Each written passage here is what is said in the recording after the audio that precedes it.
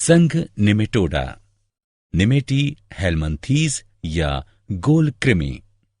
समान रूप से निमेटोडा यानी निमेटी हेलमंथीज शब्द ग्रीक भाषा के नेमा यानी धागा तथा हेलमंस यानी वर्म या कृमि से मिलकर बना है। इस संघ के प्राणी द्विपार्श्व सममिति वाले, बहुकोशिकीय तथा त्रिकोरकी होते हैं। इनका शरीर बेलनाकार तथा छोरों पर मुड़ा हुआ होता है। इनमें ऊतक पाए जाते हैं। वास्तविक अंग अनुपस्थित होते हैं, जबकि कूट गुहा पाई जाती है।